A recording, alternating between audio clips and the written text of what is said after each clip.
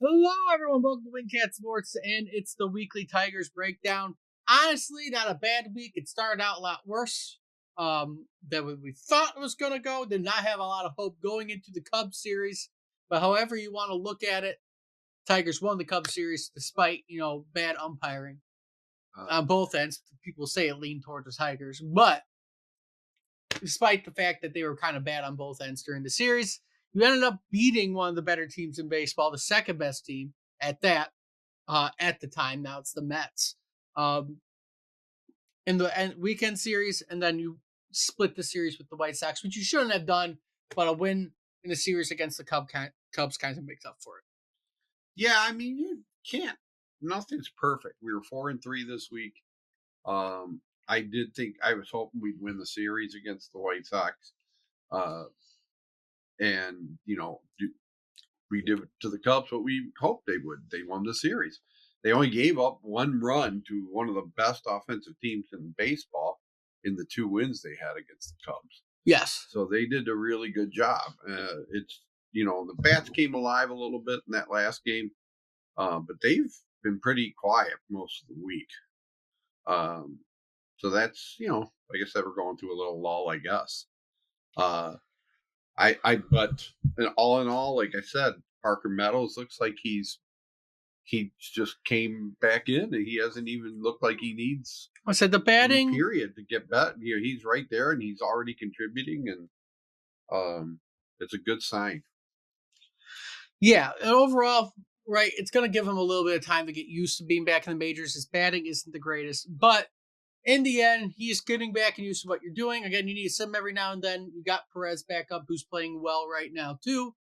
And again, you're kind of moving along into the aspect of, being complete. You don't have everyone back from injury yet, right? Once you get Veerling back, then you kind of have everybody healthy. The only interesting thing that has happened over the past week involving players moving around is you had Andy Ibanez get sent down this week. Right.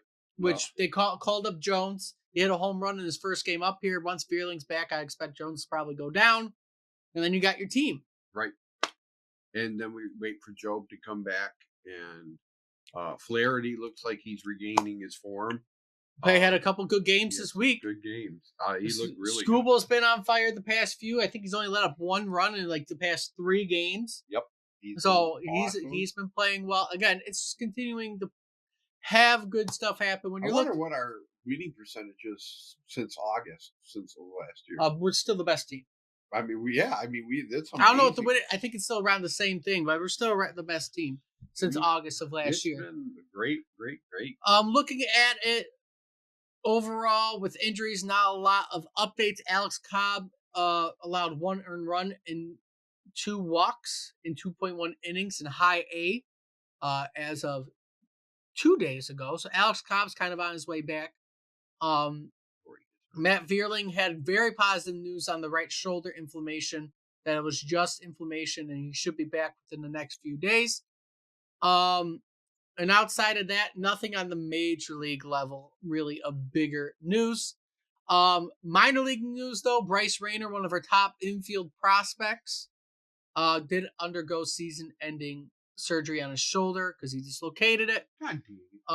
Again, he was in very far in the minor leagues, I believe single A. So it's not like he was going to be up here anytime soon. But higher up there amongst the prospects.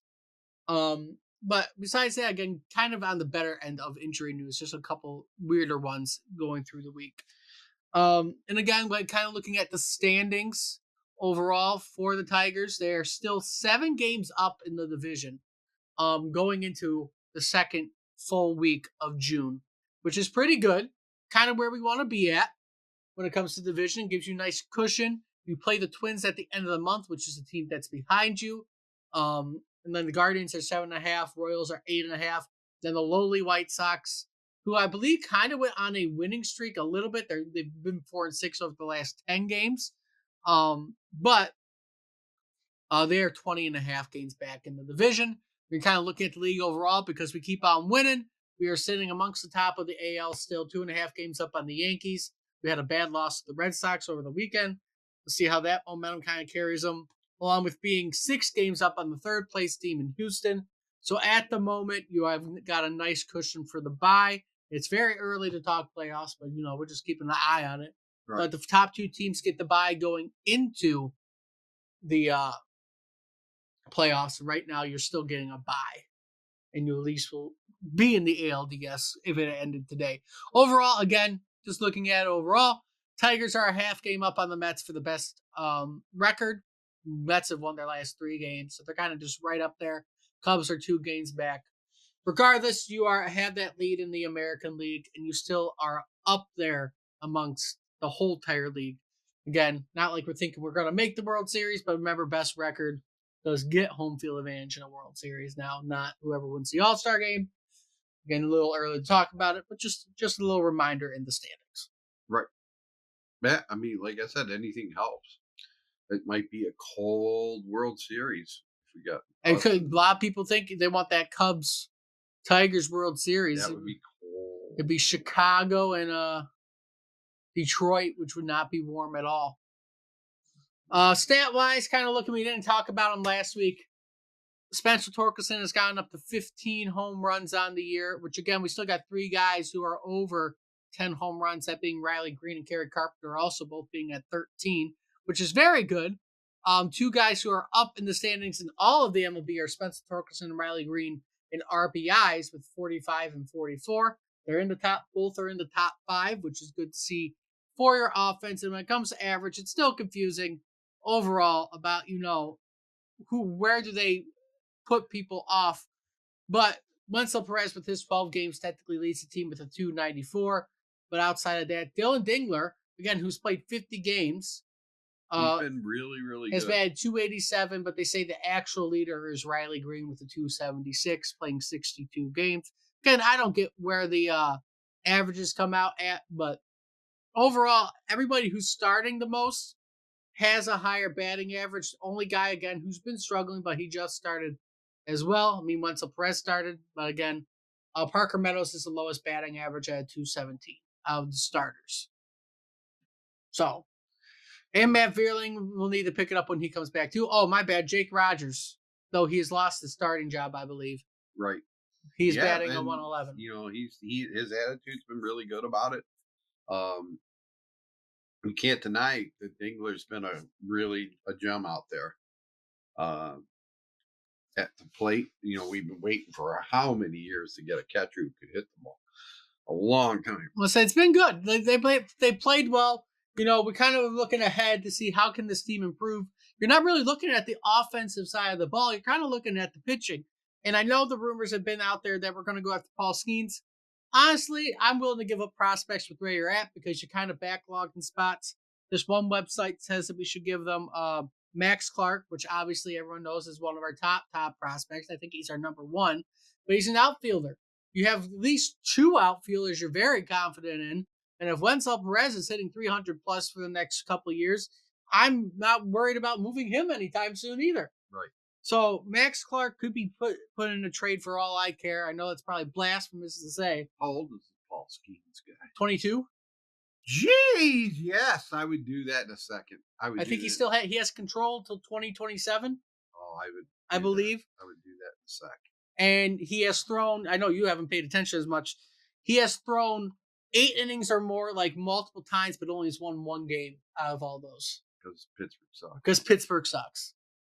Oh, man, bring him on. So he can pitch a long time, which is what you want. I mean, Scuba's been pitching at least 8 innings his past few starts. Yep. You got 2 guys who can do that. You're going to rest the bullpen for almost two straight days. That would be something else. They also put Bryce Rayner in the deal. I don't know if that would be as good now after he's getting shoulder surgery. And pitcher Jaden Ham and Owen Hall. That is 4 of our top 10 prospects. And 2 within the MLB's top 100. To win the World Series. Why we have Scuba. That's from Sports Illustrated. I saw another one. I gotta try and find it. There's another one I saw that put one of our catchers in it. No, this is the same one. Here's another one. They got Clark, Rayner, and Hall, but swapped out Ham for Hao Yu Lee and added Spencer Torkelson. which I wouldn't do. I wouldn't trade Torque right now. He's playing He's well. playing really So well. I wouldn't trade Torque. I would give him some decent prospects. I saw one of our like top catching prospects put in one of these deals. But honestly, if they're willing to give up, you know, 3, 4 prospects and a minor leaguer who could play in the MLB, like an Andy Ibanez, Right. if that adds anything to a deal, with how he is, or Justin Henry Malloy, somebody who's right there, Right. I would do it Right. because, like you're saying, we need to win a World Series. I don't know if my mindset is on this year. You need to win, but your window's right there. Right. You're playing The well. next 2 years. You have the prospects in one of the best farm teams right now. I would be willing to trade 3, 4 prospects in order to give myself at least an AL pennant. At least Yes. get yourself into the World Series play and the conversation for next year. Like no one thought we would be where we were at right now. Um, Leading the MLB, almost going into What's mid his June. ERA? Well, why don't I just search him up and we could look at his stats. Oh, I'm just. I mean, I thought that was him, right? It is. You are correct. That is him right there. I might as well pull up your stats since you're questioning him. Stat wise, so far this. Oh Jesus, 1.88. Yeah, We don't need that plan. Yeah, so 1.88 ERA and 92 Ks, which is ninth in the MLB, sixth in the ERA, and has a .84 WHIP. What the heck, man? And he's 4-6. What the heck? Pittsburgh must be stinky. Pittsburgh honestly has done terrible. How big is he? He's big. 6'6", 260. He's 23. Yes! I want He's a guy 23. like that. Yes. Game log. Let's look at And it. then in the offseason, he can play defense for the Red Wings. I don't know why that's playing. Anyway, so let's go look at his past few starts, just so again you can get the idea of what's going on. Against Philly on Sunday, he pitched 7.7 and 2/3 innings, allowed only 2 hits and 1 run. He won the game 2-1. Nice. Against Houston on Tuesday, he pitched 8 innings, allowed 3 hits, 1 run, ended up losing the game. He would make us instantly the best team, odds-wise, to go to the World Sunday, Series. the 18th of May, he pitched I 8. want him. Sunday, he pitched the 18th of May. He pitched 8 innings, allowed 3 hits on 1 run, lost 1-0. Wow, that's crazy. Again, he's averaging about 7 innings, which is what you want. But again, he doesn't get the offense to help him whatsoever. In a game he has pitched, he has not allowed more than a run while he has started. Only 1. Against the Cubs, he allowed 3. Against St. Louis, he allowed 2. He had 1 bad game against the Cardinals when he let up 5 early in the year. But outside of that, especially since the month of May, there has not really been a game where he has allowed more than 1 run, which is what you want. Right. You have him and Scooble back to back. Oh, that would be good. Even if you got like him right after Flaherty, he'd be going up against the other team's number 3 pitcher. He should think about if you made in the postseason, your at least 3 your top 2 will be Scooble and Skeens.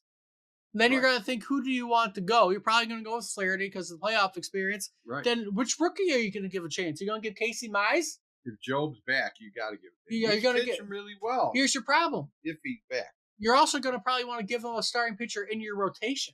So Casey Mize or Reese Olson could be on their way to Pittsburgh as well in this trade, depending on who you want to give up. I think it's either or, if that's the case. Because you're not going to have room for him if you trade for Paul Skeens. That's probably true. So one of them, at the moment, Mize is the hot one, probably. But if you can get away with trading them Olsen, keep Mize, you got a good 4 starters right there for at least the next 2 years, because they're all on contract next year, too. Yeah. That will be your rotation. Let's do it! But we'll see. We'll see what they do. I expect it done by tomorrow. We'll see what they end up doing, what the rumors will pick up. I just thought that was the most interesting. And I know people backing away from trading our prospects because they think we need them. You don't. Your outfield is fantastic right now, and you're going to have that outfield for the next 3-4 years and be able to draft somebody else for the outfield.